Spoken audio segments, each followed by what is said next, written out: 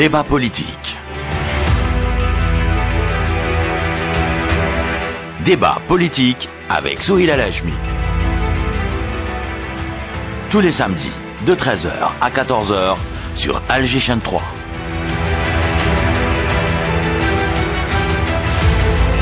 Bonjour à toutes et à tous et merci de votre fidélité. Bienvenue dans votre émission hebdomadaire Débat politique de ce samedi 27 juin 2026. Aujourd'hui, nous abordons une question d'actualité. Un sujet au cœur des mutations contemporaines, l'influence grandissante des réseaux sociaux sur la formation de l'opinion publique et sur bien sûr, les choix politiques. À l'heure où l'intelligence artificielle bouleverse les équilibres économiques, politiques et stratégiques, où les algorithmes influencent la circulation de l'information, où les grandes puissances se livrent en course mondiale à l'innovation et à la maîtrise des technologies de pointe, les réseaux sociaux sont devenus aujourd'hui des espaces d'influence, de mobilisation, mais aussi de confrontation informationnelle. Comment distinguer l'information de la manipulation? Les plateformes numériques renforcent-elles la démocratie ou accentuent-elles aujourd'hui la polarisation? Quels défis pour les États, les institutions, les médias et les citoyens dans ce nouvel environnement géopolitique? Et pour en débattre, décrypter et analyser, nous recevons ici en direct dans le studio Dr Hassan Dera, expert en transformation numérique, maître de conférence à l'École nationale supérieure de management, et également à ses côtés Dr Abdelmalek Béchir, directeur de l'École supérieure de l'intelligence artificielle à Sidi Abdallah. Alors merci à tous les deux d'avoir accepté notre invitation et d'être présents avec nous ici en direct dans le studio. Merci de répondre à nos questions et place maintenant au débat. Alors messieurs, bonjour encore une fois. Bonjour à tous les auditeurs qui nous suivent en direct sur les ondes d'Alger Chaîne 3. Alors ma première question, elle est générale, elle vous concerne tous les deux et un degré plus peut-être monsieur Abdelmalek Béchir, puisque vous êtes le directeur de l'École supérieure de l'intelligence artificielle au niveau du pôle universitaire de Sidi Abdallah. Alors c'est une technologie telle que je l'ai énumérée dans mon introduction qui avance à une vitesse grand V. On est prêt ou on se prépare pour l'aide, pour faire face à ces grands bouleversements qui vont tout changer dans notre environnement immédiat, direct et indirect. Oui, en fait, avec ce que fait l'IA en ce moment, tout est accéléré de façon vertigineuse. De notre côté, on se prépare à ça. Donc, il y a plusieurs volets sur lesquels il y a des chantiers.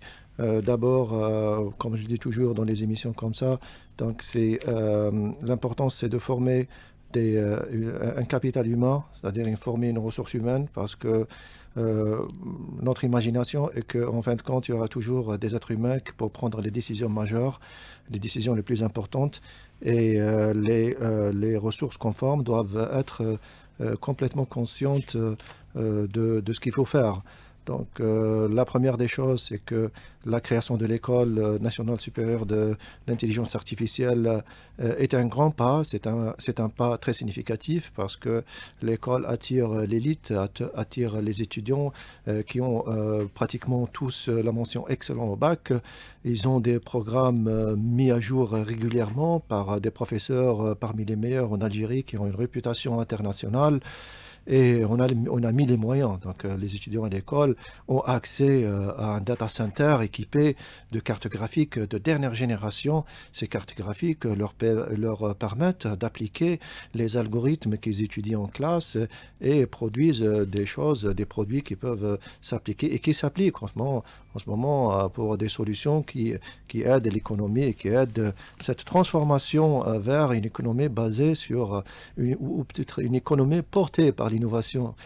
La chose la plus importante, moi je dis parmi les choses les plus importantes, c'est la formation, mais pas seulement. Donc c'est tout un écosystème. Donc c'est un écosystème qui ne se base pas uniquement sur la formation, mais il y a d'autres piliers importants comme la gouvernance. Il faut qu'il y ait un cadre des textes et réglementaires pour faire avancer, pour réglementer aussi. C'est très important, comme on va la voir, surtout sur un sujet comme les réseaux sociaux. Il faut aussi des fonds, il faut aussi de l'argent, il faut financer des projets parce que sans financement, ça ne marcherait pas. Il faut aussi encourager les startups. Les startups sont un paramètre très important pour l'évolution d'un système porté par l'innovation. On voit à travers le monde que parmi les entreprises les plus riches, les GAFAM ont commencé en étant des startups. Et il faut aussi les grands groupes parce que les startups toutes seules ne peuvent pas fonctionner. Il faut qu'il y ait un grand groupe qui supporte, qui accompagne ces startups. Donc, ouais, pour résumer, bien sûr, donc on est préparé et je pense que la création de l'école, parmi tant d'autres efforts, est un paramètre très important. Alors justement, docteur Hassan Derar, bonjour, merci d'avoir accepté notre invitation. Monsieur Abdelmelek Béchir parle bien sûr de la formation. Il dit qu'à elle seule, elle ne suffit pas. Il faut aussi une gouvernance, de la réglementation, mettre en place aussi les mécanismes de financement pour accompagner cette dynamique. Et on doit accélérer la cadence pour ne pas subir les conséquences de ces retards technologiques aujourd'hui. Bonjour Madame Souheila Hachmi, bonjour professeur, bonjour à tous les auditeurs. Effectivement, les réseaux sociaux maintenant, ils ont totalement reconfiguré donc la société. La société s'est métamorphosée. Bien entendu, le sujet que vous avez évoqué, l'influence des réseaux sociaux dans le débat politique, dans l'opinion publique, nous pousse à, disons, à analyser, à étudier, à mener des réflexions sur l'impact des réseaux sociaux sur la société d'une part et son utilisation réelle dans de tels contextes. D'abord, il faut rappeler que l'utilisation des réseaux sociaux dans le débat ou dans les élections politiques, telles que celles qui vont être entamées ou sont en cours, donc législatives, les élections donc législatives, pratiquement les réseaux sociaux, avec les réseaux sociaux, il n'y a plus d'intermédiaire entre l'électeur et le candidat. Donc les débats sont de plus en plus ouverts, sont de plus en plus ciblés. Mais il faut, je pense, à mon sens, d'un point de vue peut-être technique, il faut analyser également l'impact des réseaux sociaux et surtout des algorithmes qui sont implémentés. À chaque fois dans de telles émissions, et chaque fois donc on le répète, que ces algorithmes sont basés sur privilégier, si vous voulez, les engagements. Ils ont un modèle économique totalement différent, basé sur l'émotion, sur l'attention. Donc plus on est attentif, plus on est connecté, plus de connexion, ça signifie plus de génération de données, plus de publicité et par voie de conséquence, de profit pour les sociétés. Donc il faut mettre en exergue que ces plateformes ne sont pas là pour diffuser d'informations, mais sont là pour générer du gain. Et donc, il faut analyser l'impact des réseaux sociaux de ce point de vue. Les réseaux sociaux maintenant, Facebook, TikTok, YouTube, etc., sont là pour justement monétiser l'attention. Et donc, dire que les réseaux sociaux sont en train de mener des réflexions sur l'opinion publique, c'est faux, c'est totalement faux. Parfois, l'opinion publique, elle est fabriquée par ces réseaux sociaux. Et donc, le débat, si vous voulez, politique, avec l'usage de ces réseaux sociaux, doit être revu, doit être un petit peu analysé d'un point de vue impact sociétal. Les sociétés maintenant, ils ont été fortement impactées par les réseaux sociaux.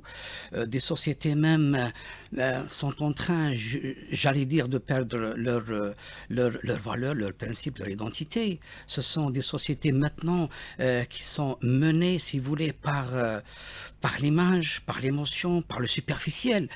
Et donc tout cela nous incite à mener des réflexions, beaucoup plus d'un point de vue également sociétal, ou d'un point de vue de sociologie, si vous voulez, pour comprendre cette interaction entre politique et public, cette interaction entre gouverneur et gouverné. Donc tout cela nécessite de mener donc des réflexions approfondies. Peut-être on aura le temps de discuter sur les principes même qui constituent le mécanisme même dans lequel se basent ces algorithmes-là. Mais justement, par rapport à ce que vous déclarez à l'instant, docteur Hassan Derar, moi, je voudrais revenir avec vous sur un aspect, puisque vous avez directement entamé la question, bien sûr, des réseaux sociaux et leur influence. Est-ce qu'on peut considérer aujourd'hui, partant de ce que vous êtes en train de déclarer, que les réseaux sociaux sont devenus le principal facteur de formation de l'opinion publique Oui, ils ont un et politique à la fois, hein? Absolument, ils ont un impact très très très fort sur la population. Pourquoi?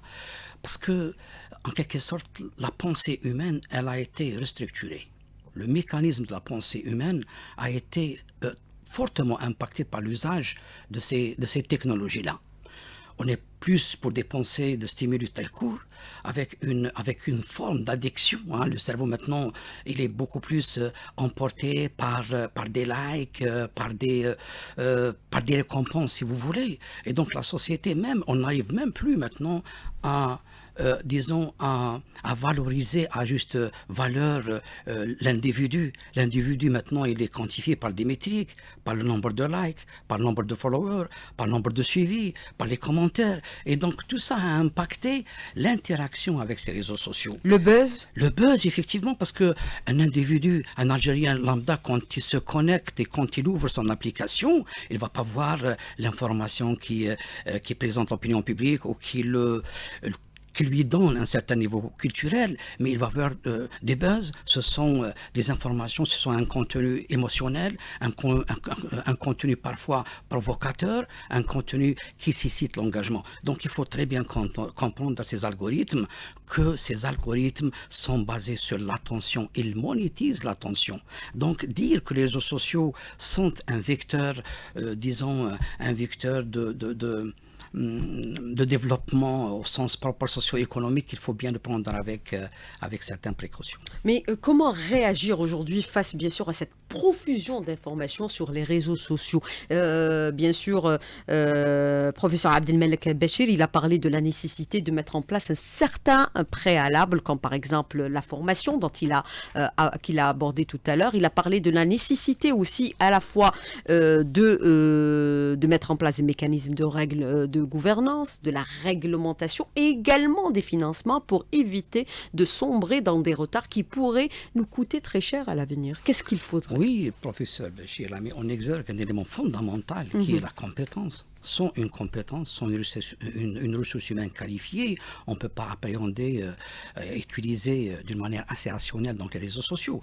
Mais la solution, à mon sens, elle est triptyque. C'est à travers une éducation, c'est à travers une éducation numérique, c'est à travers la régulation et surtout pousser ces big tech, si on peut, à plus d'ouverture de la plateforme. On voit maintenant dans le monde, certains pays sont en train, d'interdire les réseaux sociaux, donc avec l'Australie, la Grande-Bretagne, Danemark, à moins de 16 ans. la France, donc elle est... on voit pour moins de 16 ans. L'Australie, donc elle a interdit depuis 2025 l'accès aux réseaux sociaux aux mineurs, donc de moins de 15 ans. C'est une décision politique courageuse et le message est clair, c'est que nos enfants sont prioritaires au détriment donc des gains de ces... c'est vrai, c'est pas une solution à mon sens, elle n'est pas aussi faisable. On ne peut pas du jour au lendemain interdire les réseaux sociaux, mais il faut absolument mener une réflexion comment retrouver notre attention, comment retrouver nos pensées, comment rechercher cette interaction avec la vie réelle. Donc il ne faut pas qu'on vit dans le superficiel, il ne faut pas que l'image sera la réalité, comme il a précisé le philosophe Guy Debord dans son livre La société du spectacle. Il faut absolument chercher à minimiser le lien avec donc notre relation avec les smartphones. Donc il y a des mécanismes. D'ailleurs, si je peux me permettre, le ministère de la Santé, notre ministère de la Santé en 2025, il a fait donc il y avait une commission qui a mené une étude. Nous avons donc le résultat, c'est qu'il y a plus de 40% de nos collégiens, de jeunes entre 11 ans et 13 ans qui ont un smartphone. Et plus de 32% de cette génération passent plus de 3 heures donc en connexion. Et donc, il y a des répercussions négatives, péjoratives sur l'individu, sur la psychologie. Donc, il faut sonner il faut tirer la sonnette d'alarme. Il faut absolument que nous investissions, que nous menons. Et là, à chaque fois, donc on le dit, il faut que nos psychologues, nos sociologues investissent ce terrain et proposent des actions pour faire face à ce problème qui, avec le don, va devenir un problème étatique.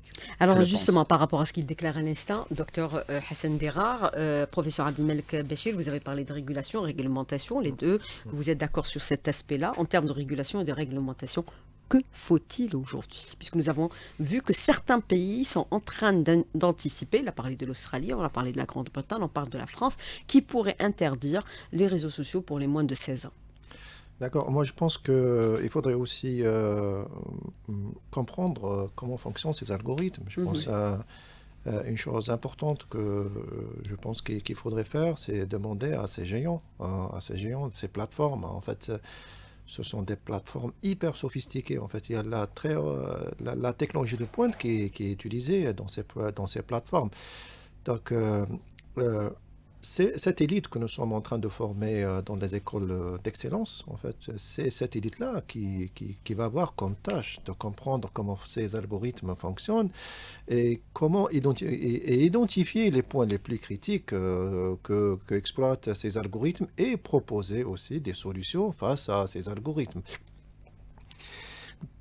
Donc, en ce qui concerne ces algorithmes-là qui sont très sophistiqués, en fait, ils se basent sur plusieurs paramètres. Donc, les téléphones portables, ils sont des machines super puissantes. On va des mémoires, enfin des capacités de stockage énormes, des capteurs multidimensionnels avec des mémoires, des processeurs ultra rapides. Donc, ces téléphones qui sont des machines très sophistiquées, ils captent plusieurs informations, genre le mouvement des yeux, donc le temps d'arrêt sur une phrase, qu'est-ce qu'on est en train de regarder réellement. Quand on zoome sur un écran, donc ils captent ça. Quand on fait un commentaire, quand on parle, je ne sais pas, donc là on est en train de parler, eux ils écoutent, voilà, et ils collectent toutes ces données. Est-ce qu'on peut considérer que nous sommes espionnés indirectement à notre insu? Oui, il faut regarder ce que collectent ces systèmes et ces réseaux sociaux. On dit qu'avec son smartphone, la caméra, on peut vous espionner, vous suivre, vous écouter. Oui, en fait, vous pouvez faire l'expérience. Vous parlez des choses, après, 2 minutes après, vous la trouvez sur votre feed de n'importe quel réseau social.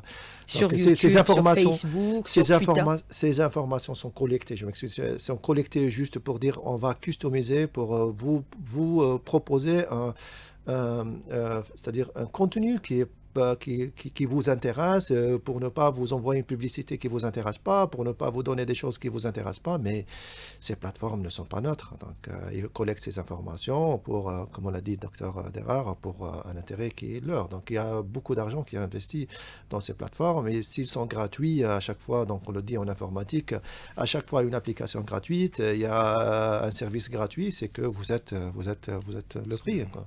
Donc, il n'y a rien de gratuit dans ce monde. Donc, il faut faire attention, donc il faut former ces jeunes ingénieurs, enfin, ces ingénieurs qualifiés, ils vont comprendre, ils vont essayer de réguler et pour réduire un peu l'impact de ces réseaux sociaux. Il faut négocier avec ces plateformes, donc c'est une négociation qu'il faut commencer avec ces plateformes. Voilà. Alors, docteur Hassan Derar, derrière ces algorithmes, qui manipule ces algorithmes? Ce sont des entreprises, ce sont des politiques, ce sont des armées? Oui, c'est une question pertinente, effectivement. À chaque fois, on fait cette précision qu'on est dans un monde totalement différent, donc un monde qui s'est transformé avec le développement du numérique. On est dans un monde globalisé, caractérisé par l'abondance de la technologie, l'abondance de l'information, tout est accessible, tout est partageable, tout est partagé. Et à partir de là, ces sociétés ont développé, et c'est ça le secret, c'est ça le mécanisme, c'est l'économie de l'attention. Il provoque... Ça a commencé durant les années 70 déjà. Oui. Vous savez, dans ces sociétés-là, on trouve les ingénieurs les plus qualifiés au monde. Ce sont des milliers et des milliers d'ingénieurs qui sont là à penser comment nous laisser toujours connectés. Comment augmenter l'attention. Comment devenir ce lien entre l'individu et donc et son téléphone, ça devient... Les bébés sont maintenant attachés au smartphone. Ils ont déjà ce geste avec le doigt. Voilà, donc c'est ça le secret. Le secret, c'est que c'est un mécanisme qui provoque, si vous voulez, qui produit de la distraction. D'ailleurs, les pays développés tels que la Chine, la Russie, etc., en 2004, quand Facebook s'est lancé, ils ont très bien compris que ces réseaux-là, ce ne sont pas pour la distraction. Ils ont Voilà. préparé leur propre contenu. Et donc ils produisent Leur plateforme. de la distraction. Et donc ils encouragent le contenu qui est très court, un contenu parfois, je m'excuse, qui n'a pas de sens, il est un petit peu bidon. Et là donc nous, personnellement, je le vois à chaque fois quand je fais par exemple une publication qui demande de l'analyse, donc de l'interprétation, qui demande de la réflexion. Elle suscite n'est pas moins laquée. d'engouement, moins Voilà. d'intérêt. Et c'est ça, parce que l'algorithme, il suscite donc un contenu provocateur, un contenu de haine parfois, mais l'essentiel qu'il faut que les gens, ou bien les internautes, si vous voulez, restent connectés. Et donc, et c'est ça. Et c'est ça le danger réel des réseaux sociaux. Et c'est ça qu'il faut absolument se pencher. Comment aller vers un usage équilibré, chercher ce point équilibre entre, d'une part, l'utilisation correcte, si le terme il est bon, et en protégeant nos valeurs, en protégeant notre société, en protégeant nos principes. C'est ça le véritable défi. Mais qui est derrière ces algorithmes? C'est la question que je vous ai posée. Est-ce que ce sont les entreprises, les grandes entreprises, à des fins bien sûr de commercialisation de leurs produits, puisqu'on a dit dès qu'on parle d'un produit, on est espionné, on l'a quelques minutes après sur les plateformes numériques, on nous l'envoie en boucle. Est-ce que ce sont des hommes politiques et des États ou ce sont des armées? Moi, je pense quand on voit la dernière réunion des G7, les 7 pays les plus puissants au monde qui se mettent dans la même table avec les présidents, les CEO des sociétés qui activent dans l'intelligence artificielle, on comprend très bien, on comprend très bien ce lien. D'abord, ces sociétés-là sont des sociétés qui veulent donc faire du profit.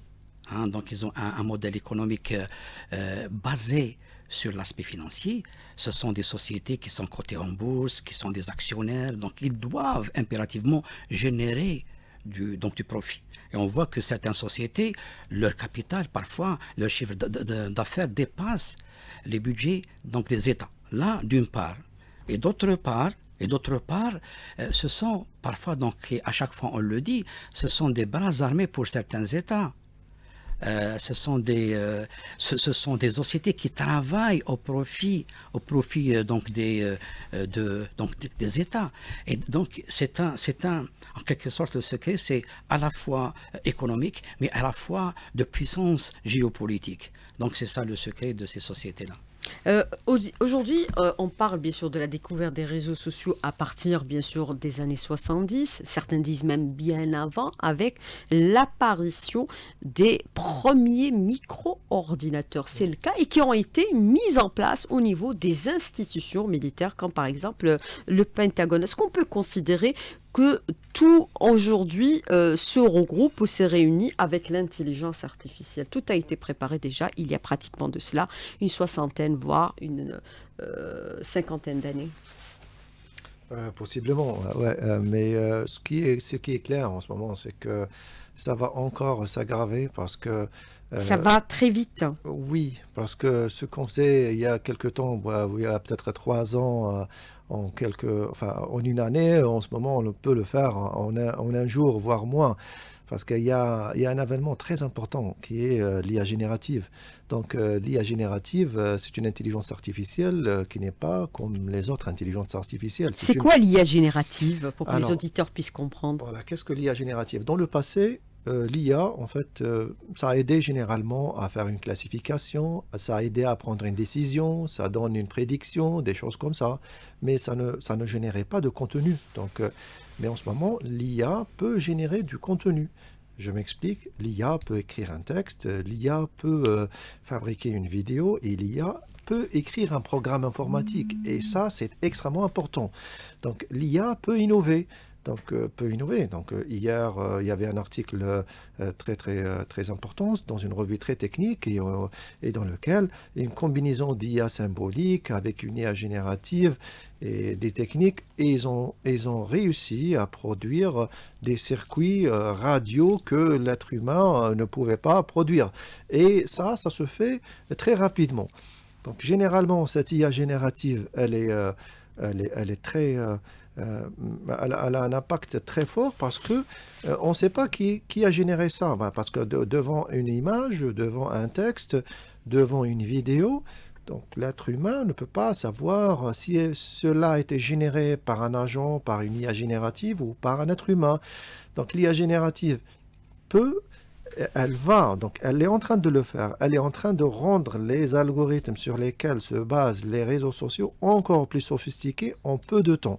Donc, on a vu l'évolution, on a vu comment les réseaux sociaux ont évolué du genre le réseau social qui nous connaît un petit peu, c'est-à-dire la tranche d'âge, ou voire l'activité, mais maintenant, ce réseau social connaît beaucoup de choses sur nous à l'instant T.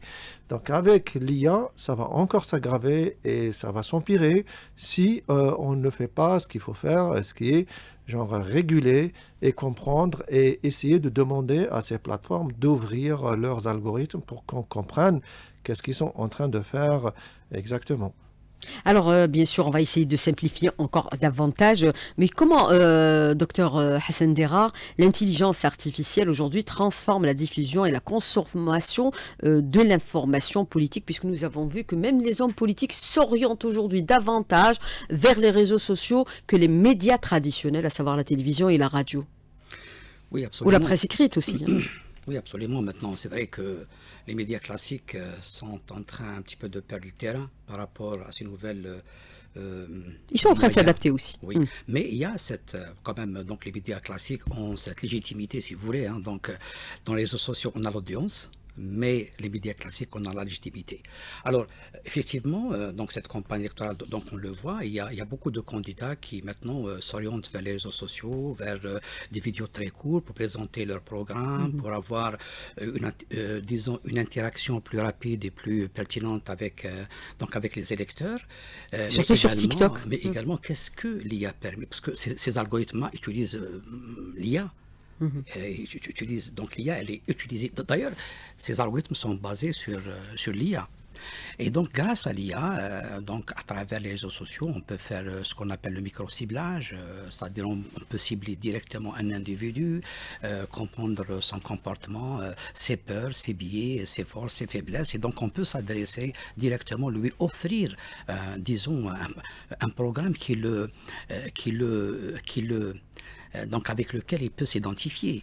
Mais elles peuvent peser à l'avenir sur le choix des électeurs, puisqu'on l'a vu antérieurement au niveau des États-Unis, le président Trump, il a créé son propre réseau social. Absolument. Et, voilà, parce qu'il avait été déjà en 2017 censuré des réseaux sociaux. C'est un exemple concret, celui de Cambridge Analytica, qui a, grâce donc aux données de 87 millions de comptes sur Facebook, elle a pu quand même orienter donc les élections américaines en 2017 et même le Brexit.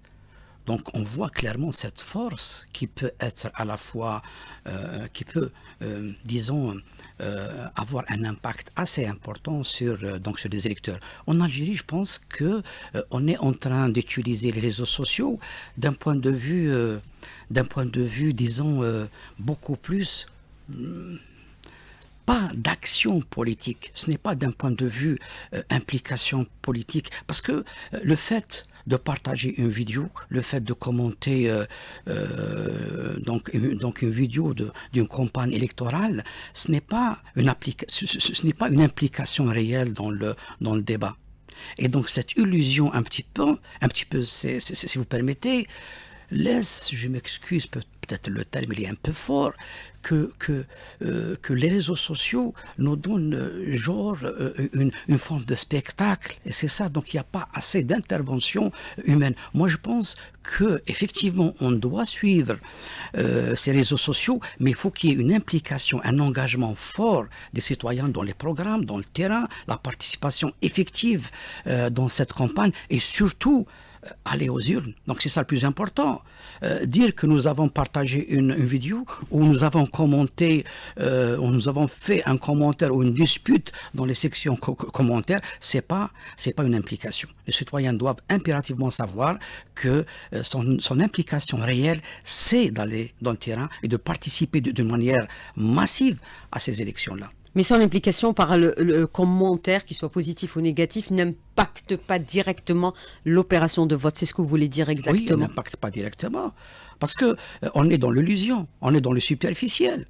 Ce n'est pas le fait de suivre une vidéo ou bien de donner un commentaire ou de faire un like que voilà, je me suis engagé. Non. Mais est-ce que les contenus aujourd'hui, par exemple générés par l'IA, tel que vous le mentionnez à l'instant, docteur Hassan Derar, par exemple vous avez les deepfakes, vous avez la voix et image de synthèse, représentent aujourd'hui une nouvelle menace, par exemple, sur la sincérité du débat démocratique, du débat politique, économique ou social?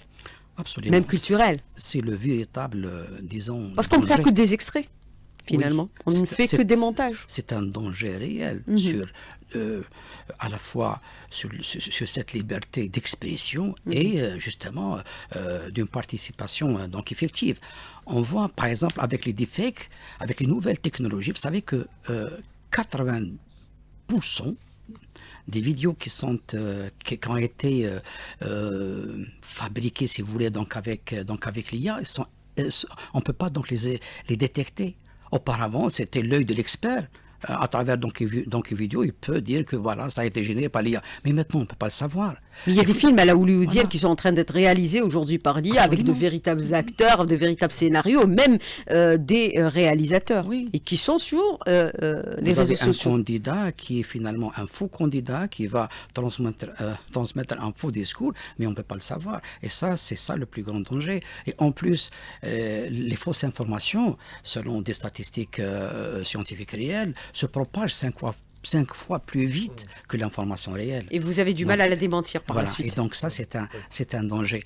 Et là, c'est pour cette raison que nous, techniciens, si vous voulez, à chaque fois, on appelle à une éducation numérique. Il faut absolument que le citoyen sache, comprend réellement ces réseaux sociaux pour que son interaction soit assez positive. Il faut qu'il fasse parfois des pauses. Il ne faut pas qu'il clique spontanément. Il doit réfléchir, il doit retrouver son attention, il doit analyser, lire entre les lignes. Donc il ne faut pas que ce sentiment, que cette émotion l'emporte. Alors justement, par rapport à ce qu'il déclare à l'instant, Dr Hassan Derar, je voudrais revenir avec vous sur un aspect qui est important.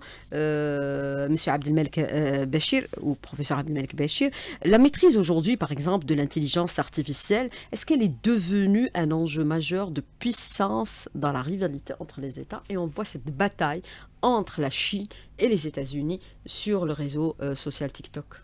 D'ailleurs, les États-Unis ont obtenu les 50% d'action dans TikTok.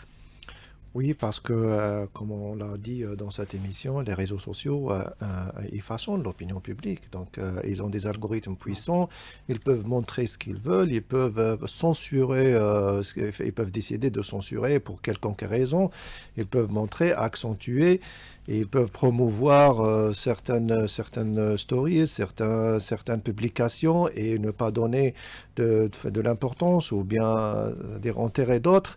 Donc les réseaux sociaux sont extrêmement importants. Donc il y a plusieurs pays dans le monde qui essayent un peu de créer leurs réseaux sociaux pour un peu ne pas être dépendants d'autres réseaux sociaux. Vous avez la Chine, l'exemple le plus édifiant, c'est la Chine. Oui, la Chine. Vous avez la Russie aussi maintenant. Voilà, la Chine et la Russie, donc on commençait ça vraiment très tôt, donc et ont réussi à mes yeux à le faire. La Turquie qui est en cours actuellement. Voilà, mais la Corée.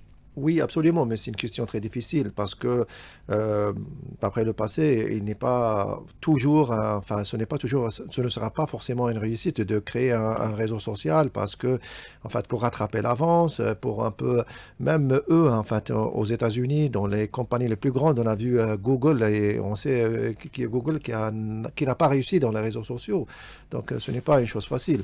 Donc, par contre, moi, je pense qu'un paramètre clé qui est très important, juste pour répondre à votre question et après je ferai un commentaire. Bien sûr, la maîtrise de l'IA veut dire la maîtrise de la technologie, la maîtrise de vrai.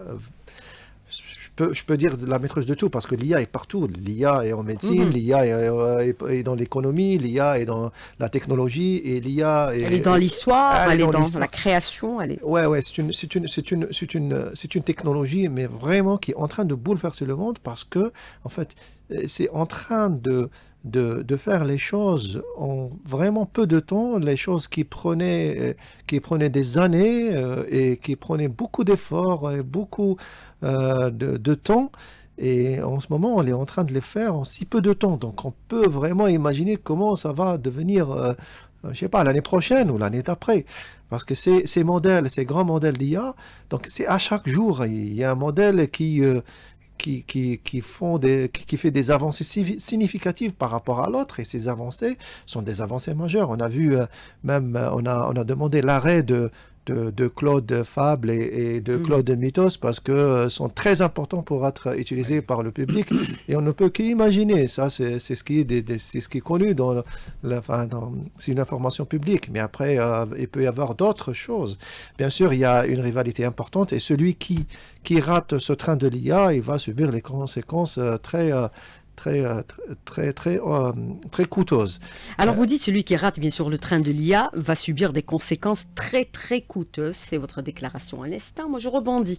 Comment rattraper tout ce retard? Quels sont les mécanismes que nous devons mettre en place? Vous avez parlé de la gouvernance, de la réglementation, du financement et de la formation. Vous avez abordé la question de la formation, mais vous n'avez pas parlé de gouvernance, vous n'avez pas parlé de la régulation et de la réglementation. Qu'est-ce qu'il faudrait aujourd'hui? Il faudrait créer un écosystème qui favorise les idées innovantes dans le domaine de l'intelligence artificielle. Qu'est-ce que vous entendez par cet écosystème? Un écosystème, il se base sur 5 piliers. Donc, je pense que c'est connu dans la littérature. Dans un écosystème, il y a l'université, il y a l'État qui gouverne, qui est le chef d'orchestre, il y a l'argent. Il faut trouver l'argent public-privé. Un partenariat public-privé est toujours la meilleure formule. L'argent public ne suffit pas et l'argent privé ne suffit pas non plus. Il faut créer les startups parce que les startups sont un élément clé dans cet écosystème et il faut que les grands groupes s'y mettent. Donc, il faut que les grands groupes adoptent l'IA, il faut qu'ils exploitent cette IA. On comprend qu'ils sont pratiquement essayés de réussir la transformation digitale et maintenant, bon, c'est plus la transformation digitale, maintenant c'est la transformation pour l'exploitation massive de l'IA. Donc cet écosystème, donc, il est porté par ces 5 piliers. Il faut qu'il y ait les 5 piliers. 4 ne suffit pas, il faut qu'il y ait les 5. Mais cet écosystème tout seul va grandir. Donc, quand cet écosystème est mis en place, les startups ils vont s'épanouir, les universitaires ils vont former leurs startups, les grands groupes vont bénéficier, les fonds aussi. Donc, quand je vois l'argent, c'est un investissement. Donc, quand on investit l'argent, il va revenir avec des bénéfices et le gagnant, c'est l'État. Donc, on va vivre dans un État qui exploite l'IA ou bien qui maîtrise un petit peu, qui essaye d'être qui maîtriser la technologie IA. Ce n'est pas une chose facile. Donc, nous sommes en train de le faire. Donc, la digitalisation, donc il faut qu'il y ait l'infrastructure Internet, quand je dis infrastructure Internet, et aussi les data centers. Donc, il faut qu'il y ait un Internet très haut débit, la 5G, les data centers spécialisés dans l'IA. Donc, ça, c'est l'infrastructure. Il y a aussi la donnée. La donnée est un élément très important. On voit le dispositif national de gouvernance des données. Donc, cela va permettre aux entreprises et aux différents producteurs de données de s'organiser pour partager, exploiter, et classifier et sécuriser leurs données. Donc, le point clé, c'est qu'il n'y a pas une seule chose, mais c'est un écosystème qu'il faut construire. Alors, docteur Derard, bien sûr, il parle de cette appropriation qui pose problème par les grands groupes. Qu'est-ce qu'il faudrait aujourd'hui et quels sont les principaux défis que l'Algérie doit mettre en place en matière de souveraineté numérique, de formation et de développement de l'intelligence artificielle? Qu'est-ce qu'il faut? Oui, c'est De une façon question- concrète et rapide. Oui, c'est une question pertinente, la souveraineté numérique, et l'État, il est conscient. On en parle, L'État, le il est président le conscient, oui, mentionne. à chaque fois, on parle de cette notion de souveraineté numérique. Il faut absolument chercher à avoir une forme de souveraineté numérique, parce qu'à chaque fois, donc on le répète, à chaque fois on le répète, avoir cette souveraineté totale, c'est pratiquement utopique. Mais il faut chercher à avoir une forme de souveraineté, notamment en matière d'hébergement de nos données donc en Algérie. Et La l'État, donnée, c'est donc, devenu aujourd'hui absolument. Donc l'État, donc, il a engagé de l'argent. la mise en place de data centers gouvernemental. Il y a un cadre réglementaire adapté avec, comme il a précisé le professeur Béchir, le dispositif national de la gouvernance des données. Donc l'État maintenant considère la donnée comme étant un patrimoine, qu'il faut absolument le sécuriser, l'échanger, qu'il soit interopérable. Il faut qu'il y ait un croisement de données entre les différents secteurs pour avoir une conception de la politique publique, disons, plus pertinente. Et donc, on a le projet qui a été développé également par le Haut Commissariat à la réalisation qui fait un travail, il faut le rappeler, quand même considérable, la mise en place d'un réseau RIS qui connecte donc les institutions de l'État d'une manière donc indépendante de l'Internet. Il y a des travaux quand même qui ont été réalisés, notamment nous avons dernièrement entendu parler donc du lancement imminent du portail gouvernemental des services publics qui va vraiment permettre une meilleure relation entre les citoyens et l'administration avec cette lutte contre la bureaucratie et plus de transparence. Moi, je voulais juste donc rebondir par rapport à votre question concernant les réseaux sociaux et ces méta-plateformes. Ces méta-plateformes, moi, à mon sens, on ne peut pas les concurrencer. On ne peut pas développer des plateformes qui peuvent concurrencer Facebook ou TikTok. À chaque fois, je le dis. Vous savez, Facebook en Algérie, c'est 27 millions de comptes. Est-ce qu'on peut avoir une plateforme qui peut regrouper 27 millions de comptes? Dans le monde, c'est plus de 2 milliards.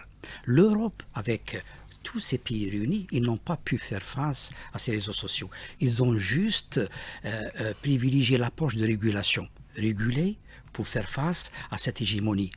Et l'État algérien maintenant, on a une population de jeunes très connectés qui utilisent massivement les réseaux sociaux. Il ne faut pas, à mon sens, dire interdire les réseaux sociaux, c'est une faute grave. Il faut trouver le juste moyen. Comment à la fois utiliser donc les réseaux sociaux et préserver notre souveraineté et préserver nos valeurs et notre donc identité.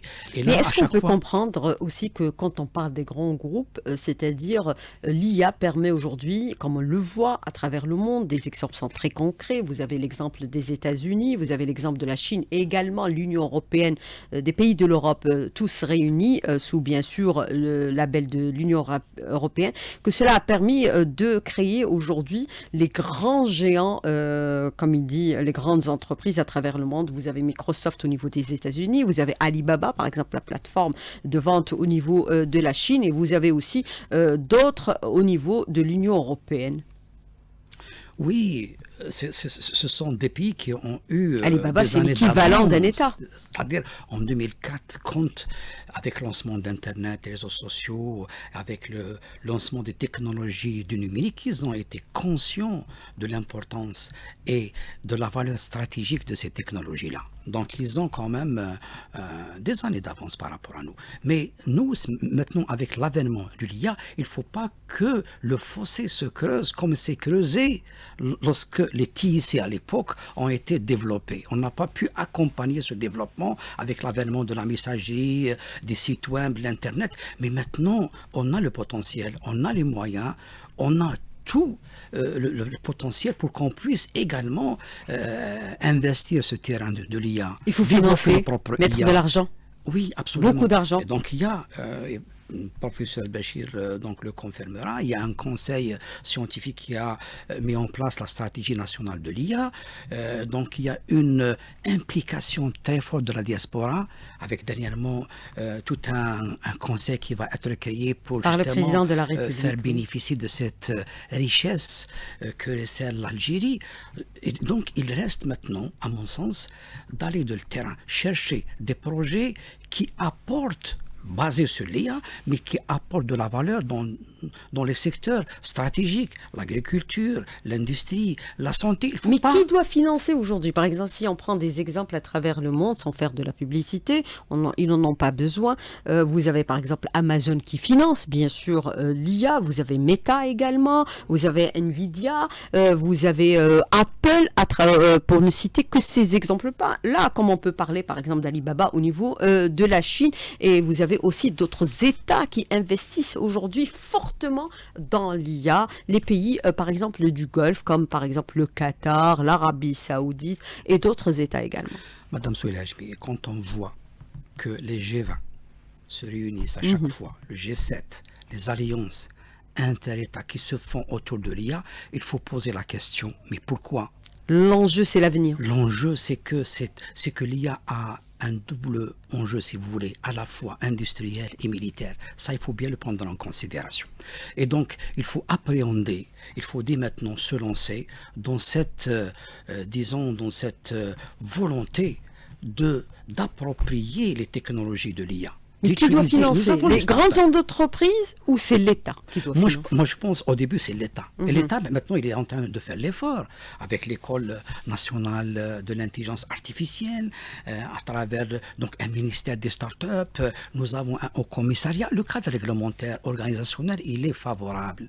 Maintenant, il faut passer à l'action. Il ne faut pas qu'on reste toujours dans une vision, j'allais dire, théorique et peut-être le mot il est un peu dur, sur les effets d'annonce. Il faut aller dans le terrain, chercher des projets réels basés sur l'IA.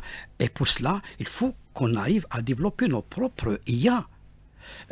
Il faut qu'on ait, et je pense la volonté donc elle y est, il faut qu'on dispose de data centers capables de nous permettre de développer, si vous voulez, nos propres IA basés sur nos propres données. Et là, donc aller vers d'autres notions, peut-être on a l'occasion d'en discuter une autre fois sur ce qu'on appelle le open data, ouvrir les données, et pour permettre à nos propres IA d'apprendre de nos propres données. Donc le défi est énorme, mais je pense que la volonté politique existe.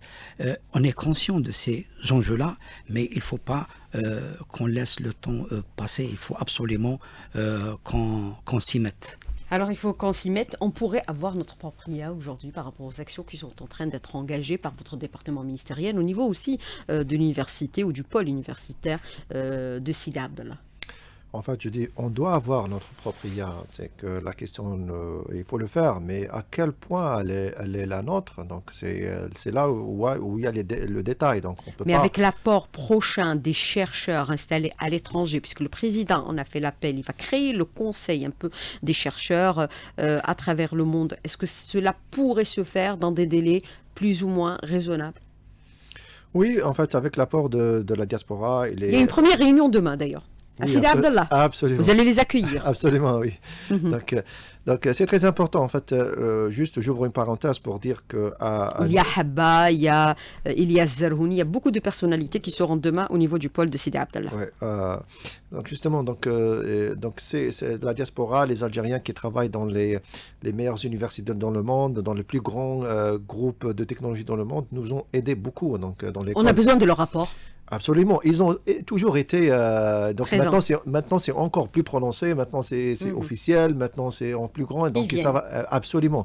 Mais même, ils ont toujours répondu favorablement. Donc, on les a sollicités pour les programmes. On les a sollicités pour l'acquisition et l'installation de data centers. Et à chaque fois qu'on a une question auquel on ne sait pas répondre, on demande de l'aide. Et c'est vite fait. Généralement, ils répondent rapidement avec une réponse très lucide et elle nous aide beaucoup. Donc, juste pour revenir à la question, bien sûr, on doit avoir notre propre IA avec nos propres données. Donc, ça, c'est une question très importante. Mais en fait, il faudrait commencer. Il y a des priorités. Donc, on ne peut pas reconstruire de zéro tout le système. Donc, il y a des choses qui prennent beaucoup de temps.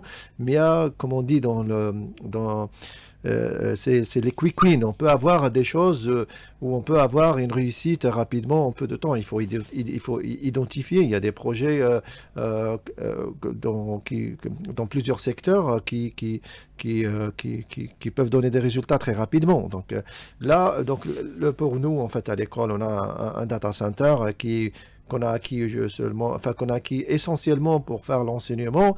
Donc, on va essayer de l'étendre, mais on peut, s'il y a des données, les étudiants peuvent travailler sur des projets, et ces projets peuvent devenir des startups ou peuvent devenir des services. Donc, pour faire notre propre IA, je pense que l'infrastructure, elle viendrait. Donc, ça, ce n'est pas un problème majeur. À mon avis, le problème majeur, ce sont les données. Donc, il faut avoir les données. Les données, ça prend du temps. Donc, pour les données, c'est pas seulement des données qui sont là disponibles, on va les utiliser. Non, en fait, les données, il faut les traiter, il faut les nettoyer, il faut les organiser, il faut savoir comment les protéger, il faut savoir comment les partager, il faut en fait construire des modèles sur l'idée. À mon avis, la chose qu'il faut faire absolument rapidement, mais c'est en fait tout ce qui concerne, tout ce qui est autour de la donnée. Il faut préparer ces données pour pouvoir les utiliser, et c'est en fait une procédure qui prendrait un certain temps. Alors, comment avoir ces données aujourd'hui? Qu'est-ce qu'il faudrait? Impliquer tout le monde, Voilà, réglementer aussi. Donc le cadre réglementaire, il est là. Donc c'est un acquis. On a les plus belles lois, certains disent. Absolument. On est à jour sur le plan des textes réglementaires. On est à jour, effectivement. Sur l'aspect organisationnel, l'aspect réglementaire, on est à jour. Le fait d'ailleurs de reconnaître que la donnée est un patrimoine important, c'est un actif à travers donc le décret promulguant donc la gouvernance ou le dispositif national de gouvernance de la donnée. Il reconnaît que la donnée maintenant elle est une richesse, qu'il faut absolument l'utiliser, l'exploiter, l'échanger, la sécuriser, etc.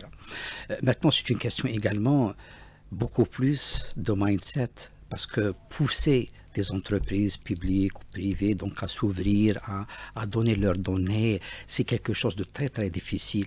C'est cette résistance au changement qu'il faut maintenant essayer de faire face, parce qu'on ne peut pas imposer directement du jour au lendemain aux banques, vous allez ouvrir vos données et permettre à tout le monde de les utiliser. C'est quelque chose un petit peu à mon sens, c'est un peu difficile à faire valoir, mais quand on s'aperçoit que c'est une question de souveraineté, que c'est une question également très importante pour le développement socio-économique des pays, on est obligé donc de partager nos données. Et donc là, si je permets de faire le lien entre la souveraineté et les élections électorales qui se passent actuellement, un message à lancer aux différents candidats que, attention, il ne faut pas oublier que vous êtes en train d'utiliser des réseaux sociaux qui sont hébergés à l'extérieur. Donc le discours et tout ce qui touche donc à nos valeurs et à nos principes doivent absolument être bien pensés afin d'avancer dans des choses qui peuvent toucher un petit peu notre souveraineté nationale. Voilà. Mais justement, ces réseaux aussi, ils ont de la mémoire. On voit parfois des vidéos qui pourraient être compromettantes, qui ressurgissent au moment, par exemple, électoral, au moment où une personne voudrait se faire connaître autrement. Ça aussi, c'est important. Il faut faire attention à ce qu'on publie sur les réseaux sociaux. Absolument, il y a ce droit de l'oubli qu'on n'arrive pas à On est jeune, instaurer. on n'est pas conscient, mais les algorithmes ont de la mémoire. Il y a beaucoup, même des personnalités à l'échelle mondiale qui ont souffert de ce problème, le droit de l'oubli. On ne peut pas effacer quelque chose sur Internet. Il faut être très prudent sur ce qu'on publie. Donc il faut être prudent. Ce qu'on dit et ce qu'on véhicule comme information et également comme message, ça c'est important de le dire. On est en train de voir aujourd'hui un autre phénomène, celui des influenceurs. Si tu lis justement ces données... Oui, vous évoquez justement, Madame Souelachmi, un point très important. C'est que même des candidats sollicitent des influenceurs. Les influenceurs. Nous avons d'ailleurs récemment entendu parler de ce Jordanien qui a utilisé les réseaux sociaux dans le cadre de la Coupe du Monde, etc. Mais il faut comprendre aux Algériens que ce type de contenu, parfois, il se fait exprès pour susciter de l'attention et pour susciter également de l'engagement. c'est une monnaie. On essaie de toucher parfois à nos valeurs, Ils perçoivent de à l'argent. nous défier, donc à lancer Ils des sont défis, monnayés. et parfois à nous toucher comme ça pour qu'on suscite cette réaction. Et cette réaction, elle est monétisée. Le monsieur qui a fait cette vidéo, maintenant, il a un nombre 10 millions de vues. Donc il faut être conscient. Il ne faut pas à chaque fois c'est vrai que l'Algérien par défaut... Vous parlez de Sousso, bien sûr. Voilà, donc l'Algérien par défaut, il a cette... Il a ce gagné lien- une notoriété ce lien extraordinaire en moins de 24 heures. L'Algérien, il a 1 million de vues, 2 millions, il est à 20 millions de vues. Et moi, je pense qu'il a fait exprès, parce qu'il a suscité cette caractéristique de l'Algérien qui est très liée donc, à son identité. C'est quelqu'un qui aime les défis. C'est l'Algérien, donc il est comme ça.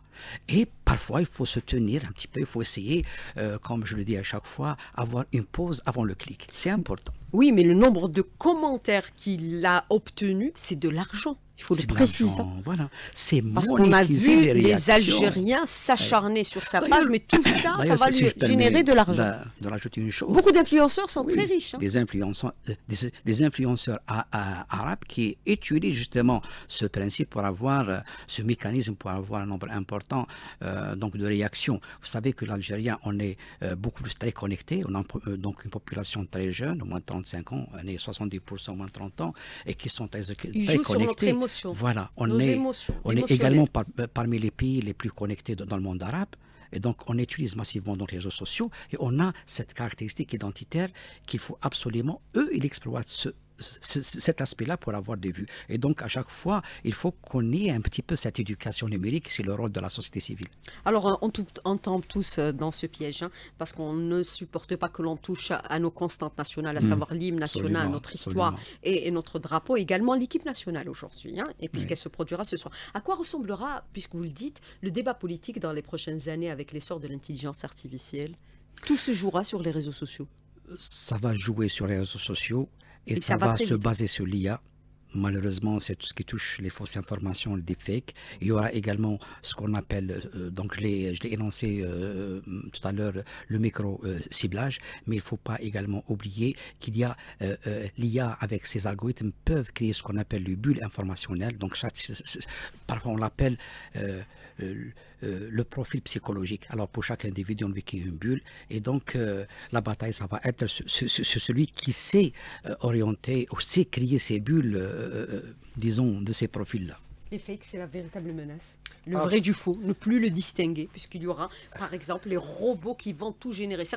Quelqu'un me disait il y a 2 jours, les robots, derrière les robots, il y a un humain. Mais demain, peut-être les robots vont s'auto-programmer pour devenir peut-être les monstres qui vont exterminer l'humain. C'est l'autodestruction, on va vers notre autodestruction. Bon, on ne sait pas ce qu'il va y avoir Oui, dans le dans futur. 50 ans, 100 ans, on sera plus ce D'accord, monde. mais Et ça va très vite. moi, je pense que l'être humain serait suffisamment intelligent pour ne pas laisser le contrôle de ça. Mais moi, s'il y a un point sur lequel... bon, Les gars, parfois, l'emportent sur le reste. Oui, on verra ce qu'on aura dans le futur. Mais moi, je pense un point le plus important, c'est en fait les campagnes de sensibilisation, parce que il y a des personnes qui croient tout ce qui est publié sur Facebook. Et en fait, si on regarde ces personnes-là, ça peut être des personnes lambda. En fait, parfois nous, C'est des bots, on sait, parfois, mais la majorité de la population ne savent pas si c'est faux ou vrai. Alors, messieurs, merci d'avoir répondu à nos questions. C'est un débat extrêmement passionnant, puisque vous avez évoqué l'équipe nationale et bien sûr la monétisation sur les réseaux sociaux. Merci à vous, chers auditeurs, pour votre fidélité. Rendez-vous samedi prochain pour une nouvelle édition de Débat politique. Merci beaucoup.